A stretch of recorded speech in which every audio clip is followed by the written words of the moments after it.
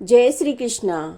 माघ के महीने में पवित्र नदियों में स्नान करने से एक नई ऊर्जा का संचार होता है, काया निरोगी होती है और आध्यात्मिक ऊर्जा का संचार होता है। माघ मास में भगवान श्री हरि विष्णु की पूजा का विशेष महत्व होता है।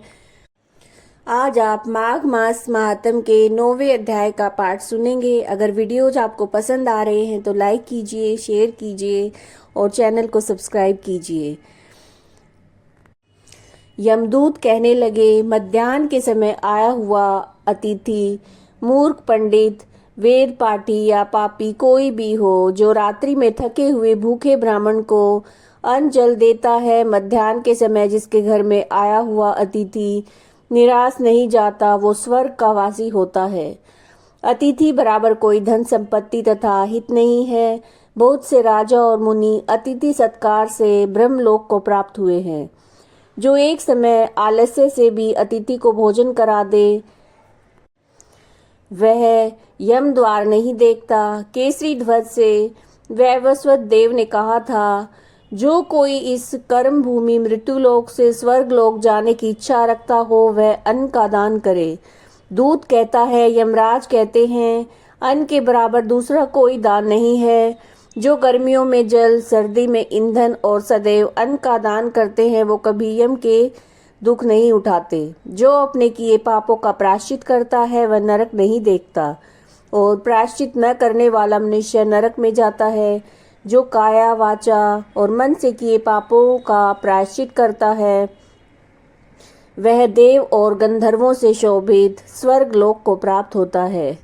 जो नित्य व्रत, तप और तीर्थ करते हैं और जितेंद्रिय हैं, वो भयंकर यम को नहीं देखते। नित्य धर्म करने वाला दूसरे का अन्न, भोजन और दान त्याग दे। नित्य स्नान करने से बड़े बड़े पाप नाश होकर यम को नहीं देखता। बिना स्नान पवित्रता कैसे हो सकती है। जो मनुष्य पर्व के समय चलते जल में स्नान करते हैं, वह बुरी योनि में नहीं पाते और ना ही नरक में जाते हैं। माघ के महीने में प्रातः स्नान करने वाले मनुष्यों को नियम पूर्वक तिल, पात्र और तिल कमल का दान करना चाहिए। यमदूत कहते हैं, हे विकुंडल, पृथ्वी, सोना, गो आदि परम दान करने वाला स्वर्ग से नहीं लौटता। बुद्धिमान पुण्यतिथियों, संक्रांति आदि को थोड़ा थोड़ा सा दान करके भी बुरी गति को नहीं प्राप्त होता। सत्यवादी, मौन रहने वाला, मीठा बोलने वाला, क्षमाशील, नीतिवान, किसी की निंदा न करने वाला, सब प्राणियों पर दया करने वाला, पराये धन को तृण के समान समझने वाला मनुष्य कभी नरक को नहीं भोगता। ये माघ मास महात्म के 9वें अध्याय का पाठ आप सुन रहे थे।